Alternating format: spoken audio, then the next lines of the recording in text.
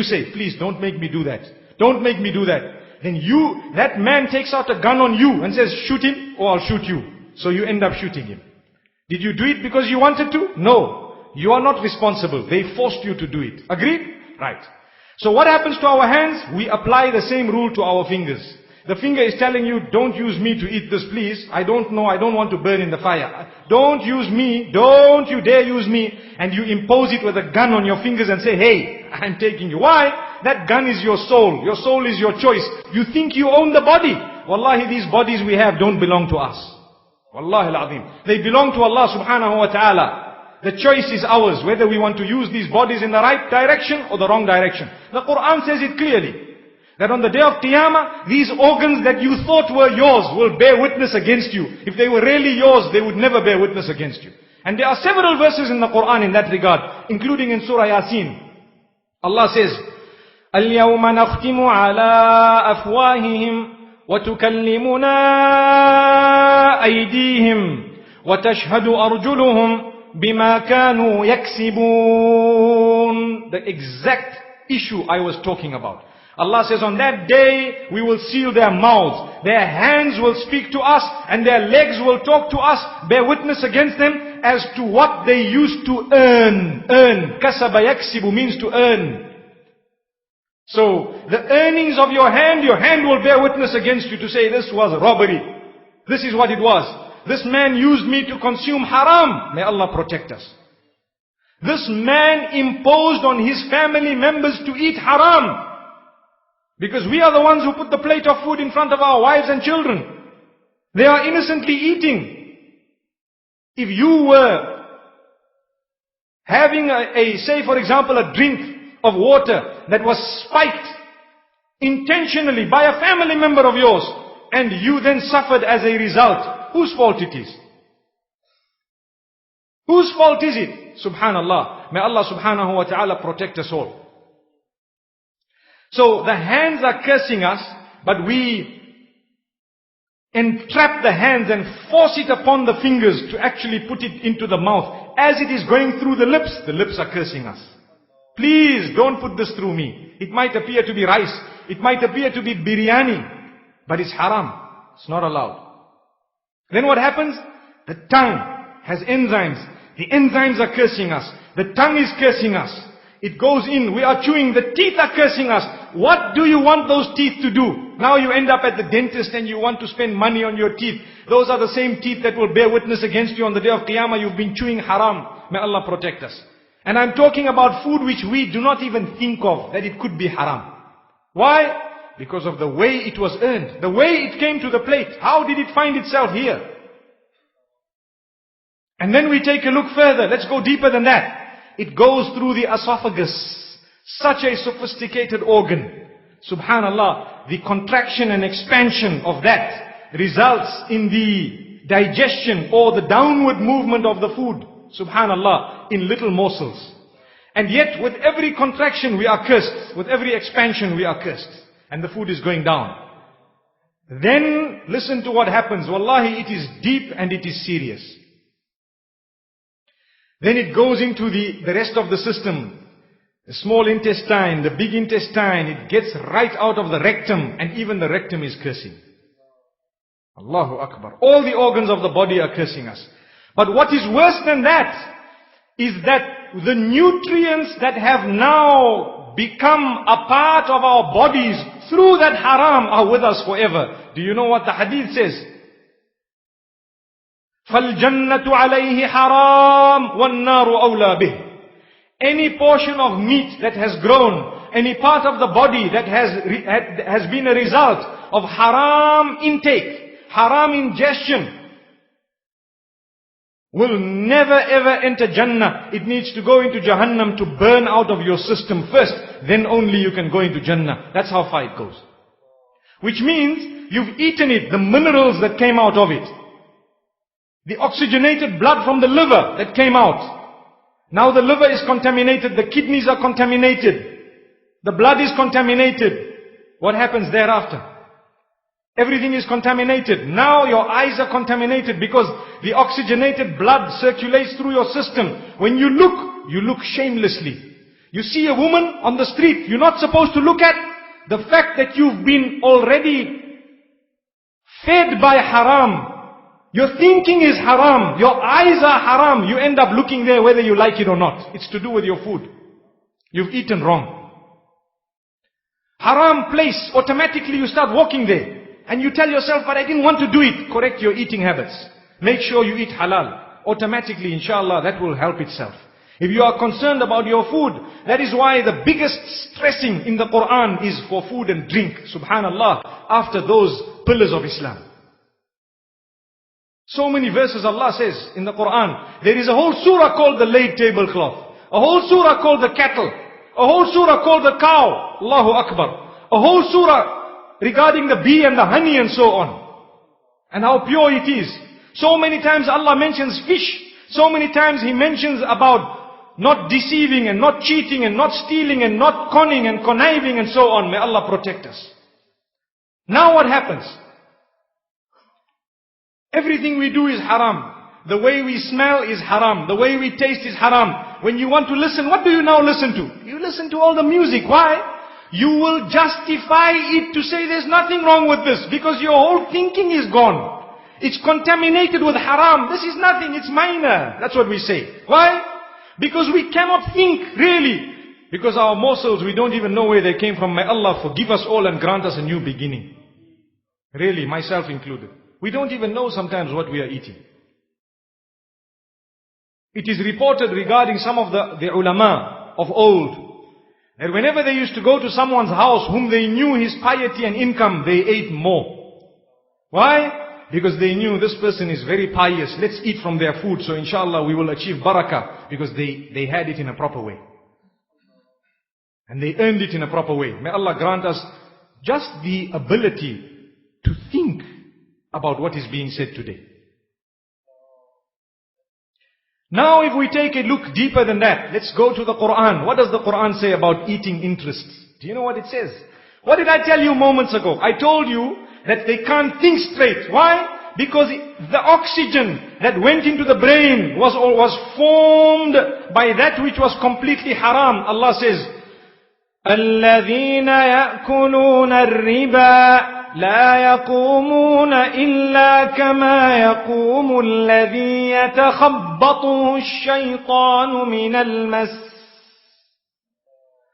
Allah says those who eat haram, those who eat interest, Allah says they do not behave in any other way than the behavior of a person who is totally possessed and mad. They do not behave in any other way besides the behavior of one who is possessed by the devil. الشيطان يتخبطه الشيطان من المس. As though the devil has turned them upside down by his possession. May Allah grant us understanding. So we need to think of this very carefully. When a person eats haram, it affects their brain, their capacity to think. This is why sometimes you might find a person appearing to be highly intellectual, but, and a big but, you try to explain to them something very, very simple about the deen, they fail to understand.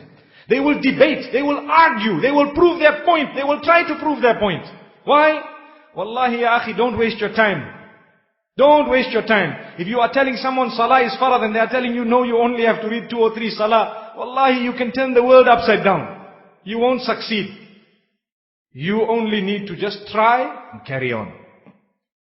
Sometimes the brain is so contaminated. The Quran says they behave like people who are totally possessed. There's the verse, I read it for you. Why?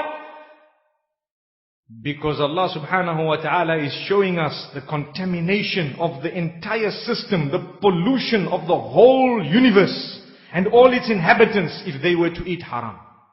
Today we are worried about the ozone layer. We are worried about gas emissions. We are not worried about spiritual carbon monoxide that is depleting the ozone of Jahannam, which is making it bigger and bigger with more and more inhabitants. May Allah protect us all. Really, that's what's going on today. So we ask Allah subhanahu wa ta'ala to grant us a firm understanding. Because if you look at the degradation of the ummah today, and you look at how they are earning money, Today, everything is about money.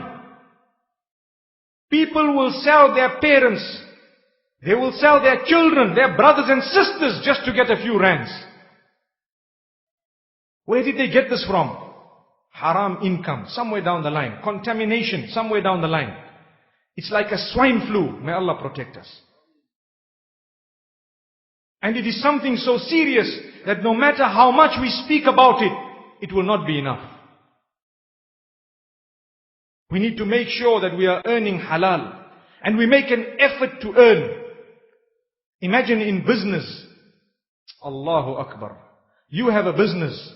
Your business is a brilliant halal business. You are selling that which is halal. You don't cheat. You don't deceive.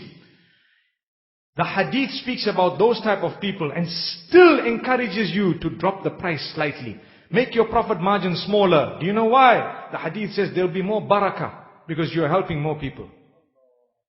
Rahimallahu imri'in samhan idha ba'a samhan idha ishtara. Allah will have mercy upon a buyer who is considerate of the seller when selling or when buying.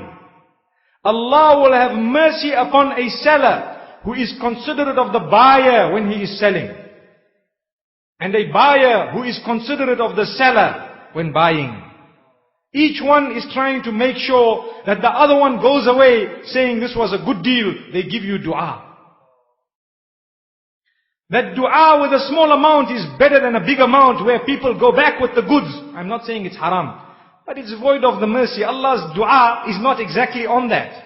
In the sense that something is for 100 rands and you sell it for 1,000 rands to a person who's rich. No problem. The deal might be halal if they are both parties are happy. But what might happen is the person might curse you later on. Something might go wrong with that item and he says, look, this man ripped me off. Even if they say it once, one day he might pass another supermarket, another store. And he says, I bought it for 1,000, here it's for 200 rands. He says, no, that man, Allah must fix him up. That dua is enough to destroy your children, believe me. May Allah protect us. Why do we want that? We are Muslims. We must be business people who are upright, who think of the others, not only ourselves. Don't worry. You don't have to drive the Mercedes and everything like the Joneses. May Allah protect us. We need barakah. We need happiness.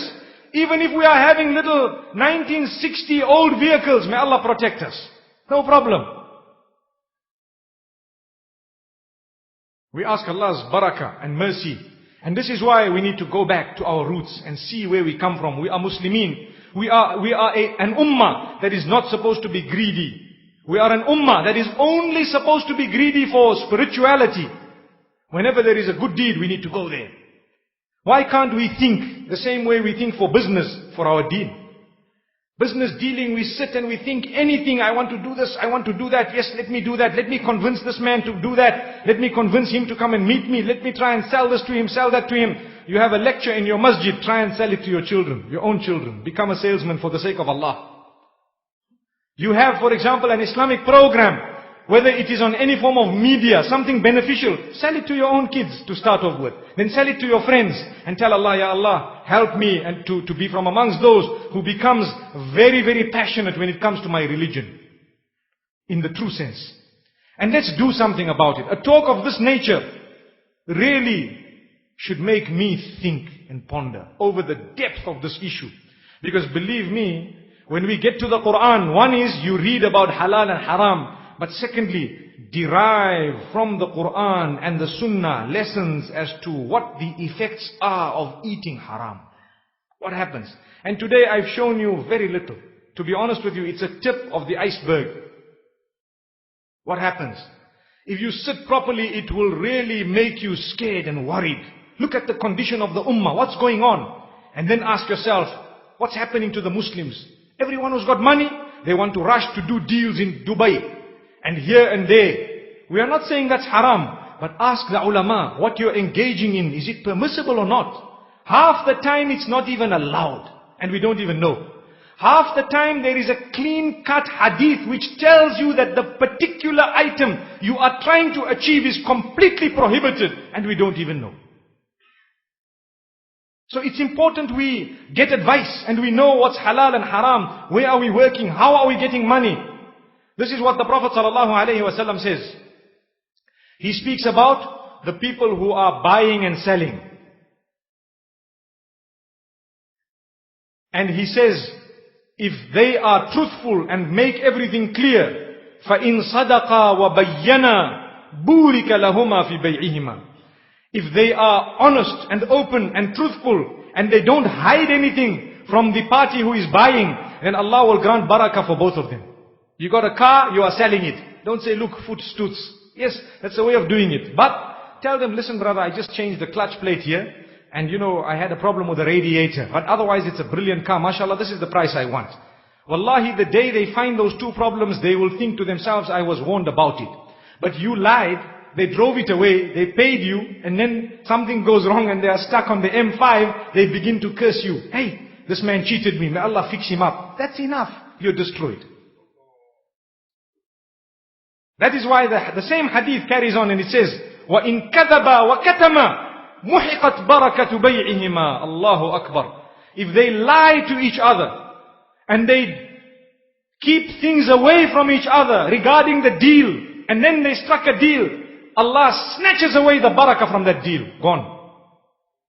Subhanallah, we are Muslims. This deen is powerful. If we follow this deen properly, wallahi, I tell you, the world will accept Islam. How did Islam go into Southeast Asia, Indonesia and those countries? Wallahi, through upright business people. Look at what happened to them. When their income was halal, when their mannerisms and etiquettes were proper, when they were following the sunnah, they did not have to tell people accept Islam like what we do today. They just had to deal with them. When people saw that these people are so straight, the man is selling me something and telling me how bad that item is. Allahu Akbar. He sells you dates and he says, look, these are a little bit rotten. You might get a smell here at the back. Allahu Akbar. The bottom of the bag, you might get a smell. They look shocked. What? This man is telling me what's wrong with his dates. If it was someone else, he would have just put the good dates at the top. You come out, you see, hey, mashallah, very nice, give me the whole bag. You take the bag, the first layer is good, the rest of it is bad. A lot of people do this. You want to sell your car, first thing you do, valet. What does a valet do? It's a cosmetic action. It clears the outside of the car. The engine is what is more important. You can have an upside down wheelbarrow, but if that thing is going to last, alhamdulillah, that is the purpose of the mode of transport being achieved. May Allah protect us. So the hadith says, we will snatch away the barakah from a deal that is halal. The item purchased and sold was halal, but there was deceiving in it. What type of deceiving? You didn't tell them what was wrong and you knew something that was wrong. You're selling a house and you didn't tell them about the burst pipes or about how old the structure is and there's some very big mistake when it comes to the architecture of the house and it's about to collapse. The architects have given it only 2 years and mashallah, you're collecting 3 million rands for the house. What type of barakah are you going to have? Where are you going to spend that money? The next house you buy with it will be cursed from the beginning to the end. May Allah protect us. Why? The money you got was through deceiving someone else. 2 years down the line when the cracks begin to appear in that previous house, what will happen? They will curse you from the beginning to the end. Wallahi, if you could, you would go back to them and give them 6 million rands to say, please, withdraw that dua, the evil dua that you made against me. Please, I've seen so much evil in my life. Why? We are spiritual people. We don't want to see that type of a mess in our lives. Don't we want happiness and joy? Why are marriages breaking left, right and center?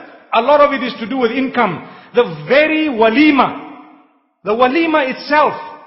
Let me explain to you. And we are not being too hard and strict. Wallahi, a spade is a spade, as I said last night.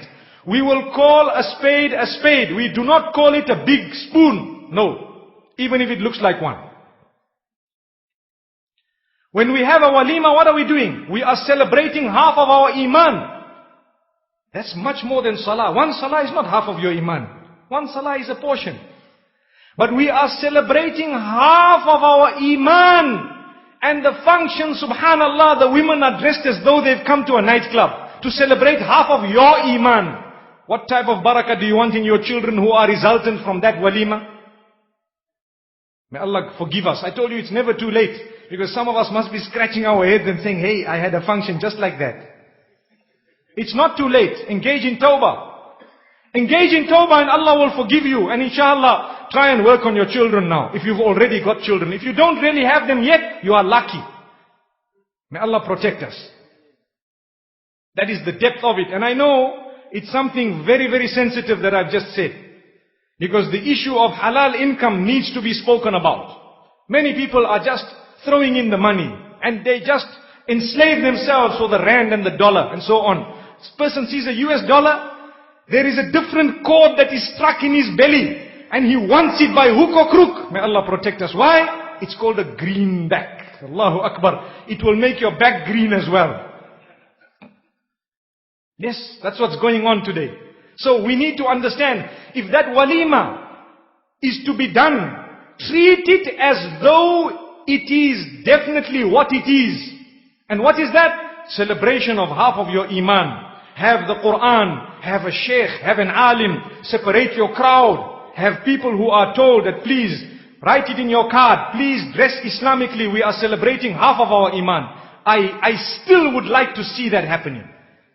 I would like to see one card of a wedding where they are saying there, for the walima, please dress in proper Islamic garb. We are celebrating half of our iman. We would like barakah. So many people, they email me and they tell me, you know, we'd like to write a nice caption on our wedding card. Please give us a bit of a guideline as to what to put. When you tell them this, they've never ever done it. Not one. Why? Tell them it's half of your iman. Wallahi, may Allah subhanahu wa ta'ala make myself and yourselves more conscious of how we treat these walimas. I was about to say, don't worry. If you didn't do it in the first walima, you can do it in the second. But then I thought to myself, I don't want to open a can of worms. Really. Because the men will be laughing and the women will be weeping. What is this man trying to achieve? So let's not say that. You know, that's the way of doing it. You say it and then you say, let's not say it. So you've given your message, but then you quickly delete it. Like they say with Gmail now, after you've sent your mail, you have an option for a few seconds to actually get it back. May Allah protect us. It's a quick way of doing things. So the reality is, inshallah, I hope to close on this note, food for thought for myself before everybody else. Even if one of us is impacted by what was said this evening, and has to make one change in his or her life, inshallah we've achieved. May Allah make this gathering a blessed gathering. We have spoken solely for the sake of Allah subhanahu wa ta'ala. And only to utter the truth, inshallah. And believe me, if I have uttered words that may have sounded a little bit harsh, that is from me and from shaitan. The method used by the Prophet sallallahu alaihi wasallam was very calm and relaxed. But sometimes he raised his voice. When it was a very important issue to me, when Allah tells you and me that a person who eats haram is similar to a person who is possessed in behavior, then that makes me worried. And when we read the verse, the problem is the rest of the ummah don't understand the Arabic language. And we sit and we read it. Do you know what Allah says in the Quran? Regarding abstaining from eating haram. Allah says, if you want to carry on eating that type of haram, فَإِن لَمْ تَفْعَلُوا فَأْذَنُوا بِحَرْبٍ مِّنَ اللَّهِ وَرَسُولِهِ. If you are not going to abstain from eating haram and from usury and interest and what have you, then you should know that war is announced against you by Allah and His Messenger. May Allah subhanahu wa ta'ala not do that to myself and yourselves. مَا عَلَيْنَا إِلَّا الْبَلَاغُ وصلى الله وسلم وبارك على نبينا محمد سبحان الله وبحمده سبحانك اللهم وبحمدك نشهد أن لا إله إلا أنت نستغفرك ونتوب إليك.